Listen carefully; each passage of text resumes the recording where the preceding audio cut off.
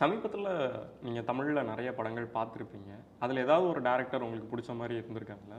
இல்லை, இப்போ நான் அந்த டூரிஸ்ட் ஃபேமிலி பார்த்துட்டு பேசினேன், அந்த தம்பிக்கிட்ட பேசினேன், அபிஷன் பேசினேன். எப்படா வந்து ஒரு 55 வயசுக்கு மேலே இருக்கிறவங்களுக்கு வர அனுபவம், தாட் ப்ராசஸ் சொல்கிறேன். 24 வயசு அந்த பையனுக்கு. ஆமாம். ஏன்னா மனித உணர்வுகளை தைரியம், இன்றைக்கி அப்படிலாம் சொன்னால் கிரிஞ்சின்றுவாங்க. ஒரு காலனி, அந்த காலனிக்குள்ளே வந்துட்டு ஒருத்தர் வந்து எல்லாரு கூடயும் நல்ல உறவோடு பழகிறார் போகிறாருன்னு கதையாக சொல்ல முடியாது நம்ம. ஆனால் ஒருத்தர் தைரியமாக சொல்லி அதை கொண்டாடி வசூல் ரீதியாகவும் அது வந்து சாதனை பண்ணிகிட்டு இருக்குன்னா, மக்கள் என்றைக்குமே தே ஆர் நியூட்ரல். அவங்க என்றைக்குமே தயாராக இருக்கிறாங்க. நம்ம ஒரு வட்டத்தில் நம்மளாம் நினச்சிக்கிட்டு இருக்கோம் இதெல்லாம் பார்க்க மாட்டோம். கிடையவே கிடையாது.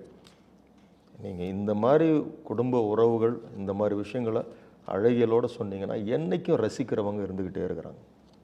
அதை தோக்கடிக்கவே முடியாது. இது காணா போய்டும். இது போர் அடிச்சிடும்.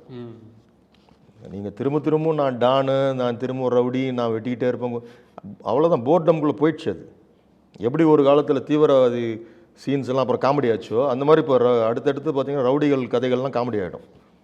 இனிமேல் அதுக்கான ஸ்பேஸே இருக்காது. இனி வீட்லயே பானிபூரி செய்யலாம் எல்லாரும். ஆச்சி பானிபூரி கிட்.